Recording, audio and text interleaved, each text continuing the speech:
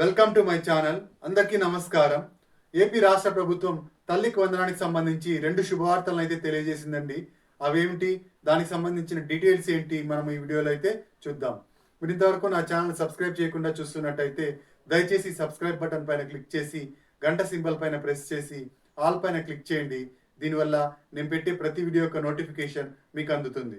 ప్రభుత్వ పథకాలకు సంబంధించిన ఏ సమాచారాన్ని మీరు మిస్ అవ్వకుండా ఉంటారు.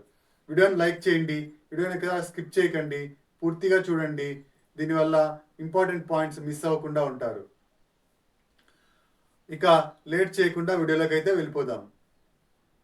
ఎన్డీఏ కూటమి ప్రభుత్వం అధికారంలోకి రాకముందు కొన్ని పథకాలను ప్రవేశపెడతామని చెప్పడం జరిగింది. వాటన్నిటిలోకి అతి ముఖ్యమైన పథకం ఈ తల్లికి వందనం పథకం. ఈ తల్లికి వందనం పథకం కొత్తదైతే కాదండి. గత ప్రభుత్వ హయాంలోనే అమ్మ ఒడిగా ఈ పథకం ఉండేది. ఈ పథకాన్ని తల్లికి వందనంగా పేరు మార్చడం అయితే జరిగింది. ఈ అమ్మ ఒడిలో గత ప్రభుత్వం 15,000 రూపాయలు చెల్లిస్తామని చెప్పేది. అందులో 13,000 రూపాయలు తల్లి ఖాతాలోకి వేసేది. ఇంకా మిగతా అమౌంట్ 2,000 రూపాయలు మెయింటెనెన్స్ కోసం తీసుకునేది. ఇప్పుడు ఈ పథకం తల్లికి వందనంగా పేరు మార్చడం జరిగింది. దీన్ని పథకం ద్వారా 15,000 రూపాయలు తల్లి ఖాతాలోకి డీబీటీ పద్ధతి ద్వారా డైరెక్ట్ బెనిఫిషియరీ ట్రాన్స్ఫర్ ద్వారా తల్లి ఖాతాలోకి వేయడం అయితే జరుగుతుంది. మన ఎన్డీఏ గవర్నమెంట్ అధికారంలోకి రావడానికి ఈ పథకం ఎంతో ఇంపార్టెంట్ రోల్ ప్లే చేసిందండి. ఈ పథకం ద్వారా ప్రతి విద్యార్థులకి అంటే ఇంట్లో ఎంతమంది ఉంటే అంతమందికి, ఇద్దరుంటే ఇద్దరు, ముగ్గురుంటే ముగ్గురు, నలుగురుంటే నలుగురు, ఇలా ఎంతమంది ఉంటే అంతమందికి ఈ తల్లికి వందనం పథకాన్ని అప్లై చేస్తాము, వాళ్ళకు తీసుకొస్తాము, డబ్బులు వాళ్ళకు కూడా ఇవ్వడం జరుగుతుంది అని గవర్నమెంట్ అయితే ముందే స్పష్టం చేసింది. ఇక అధికారంలోకి వచ్చిన తర్వాత దాన్ని అమల్లోకి తీసుకురాబోతోంది. రీసెంట్గా ప్రభుత్వం జియో జారీ చేసిందండి. ఈ జియో ప్రకారం ఆధార్ నమోదుకు ప్రభుత్వం ఆదేశాలు అయితే జారీ చేసింది. స్కూల్స్లో ఆధార్ నమోదుకు ప్రభుత్వం ఆదేశాలు జారీ చేసింది.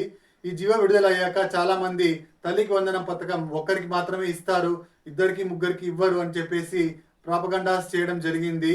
అయితే మన ప్రభుత్వం కీలక నిర్ణయం తీసుకొని దీనికి సంబంధించి ఒక ప్రకటనను అయితే విడుదల చేసింది.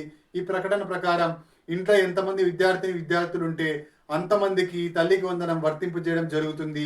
ఇద్దరుంటే 30,000, ముగ్గురుంటే 45,000, నలుగురుంటే 60,000, ఇలా ప్రతి విద్యార్థికి 15,000 చొప్పున ఇవ్వడం అయితే జరుగుతుంది అనమాట. ఈ తల్లికి వందనం పథకంకి సంబంధించి కొన్ని డౌట్స్ అయితే ఉంటాయండి. ఆ డౌట్స్ ఏంటో చూద్దాము. ఈ తల్లికి వందనం పథకంని ఎంతమంది విద్యార్థులకు ఇస్తారంటే, ఈ తల్లికి వందనం పథకాన్ని అప్లై చేసిన ప్రతి విద్యార్థికి ఇవ్వడం అయితే జరుగుతుంది. సంవత్సరానికి 15,000 రూపాయల చొప్పున ఇస్తారు. ప్రతి విద్యార్థి ఈ పథకానికి అర్హుడు. ఈ పథకాన్ని ఎలా ఇస్తారంటే, ఈ పథకాన్ని డీబీటీ పద్ధతి ద్వారా డైరెక్ట్ బెనిఫిషియరీ ట్రాన్స్ఫర్ కింద విద్యార్థుల యొక్క తల్లి ఖాతాలోకి వేయడం అయితే జరుగుతుంది. డీబీటీ పద్ధతి ద్వారా ఈ అమౌంట్ని మనము తీసుకోవచ్చు అనమాట డైరెక్ట్గా. ప్రైవేట్ స్కూల్స్కి ఇస్తారా అంటే ఖచ్చితంగా ఇస్తారండి. ప్రభుత్వ ప్రైవేట్ స్కూల్స్లో చదివే విద్యార్థులందరికీ ఇది వర్తింపజేయడం జరుగుతుంది. ఇంకా ఈ పథకానికి అర్హతలు ఏంటి, దానికి సంబంధించిన అర్హతలు మనం ఇప్పుడు చూద్దామండి. ఈ పథకానికి 1 నుంచి 12 తరగతి చదివే విద్యార్థులు అర్హులు అనమాట. అయితే ఎల్కేజీ, యూకేజీ, ప్రీ స్కూల్స్ చదివే విద్యార్థులకు ఈ పథకం వర్తింపజేయడం జరగదు. ఈ పథకం కేవలం 1వ తరగతి నుంచి ఇంటర్మీడియట్ చదివే విద్యార్థులకు మాత్రమే వర్తింపజేయడం జరుగుతుంది. అలాగే స్టూడెంట్ ఆధార్ కార్డు తప్పనిసరి అండి. స్టూడెంట్ ఆధార్ కార్డుకి ఈకేవైసీ చేయించి ఉండాలి. మొబైల్ నంబర్ కూడా లింక్ చేసి ఉండాలి. అలాగే తల్లి ఆధార్ కార్డు కూడా ముఖ్యమండి. తల్లి ఆధార్ కార్డుకి కూడా ఈకేవైసీ చేయించి ఉండాలి. ఆధార్ కార్డుకి ఫోన్ నంబరు లింక్ అయి ఉండాలి.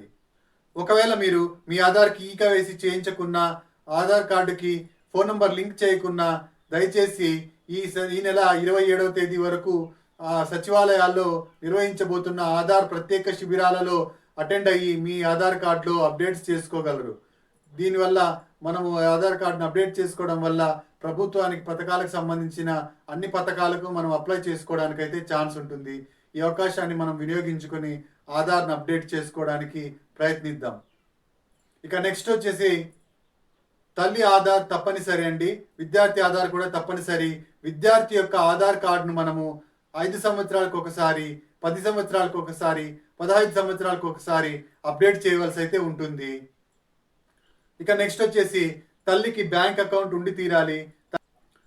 తల్లి లేని పక్షంలో విద్యార్థుల యొక్క తండ్రి ఆధార్ కార్డుని లేదా సంరక్షకుల ఆధార్ కార్డును సబ్మిట్ చేయాల్సి ఉంటుంది. విద్యార్థులకు 75% అటెండెన్స్ ఖచ్చితంగా ఉండాలండి. ఇది ఒక రూలు. విద్యార్థులు ఎవరైతే ఈ పథకానికి అప్లై చేస్తారో వాళ్ళు 75% హాజరు ఖచ్చితంగా ఉండాలి. అలాంటి వాళ్ళకు మాత్రమే ఈ పథకం అయితే వర్తించడం జరుగుతుంది.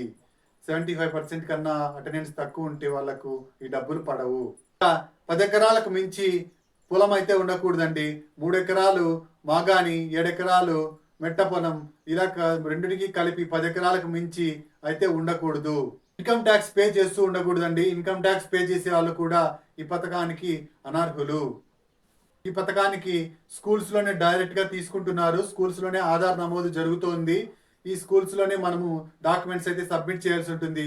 స్కూల్స్ నుంచి మీకు ఫోన్ వస్తుంది. ఫోన్ వచ్చినప్పుడు మీరు ఆ డాక్యుమెంట్స్ సబ్మిట్ చేసినట్టయితే ఈ తల్లికి వందనం పథకాన్ని అప్లై చేసుకొని మనము దాని బెనిఫిట్స్ అయితే పొందొచ్చు.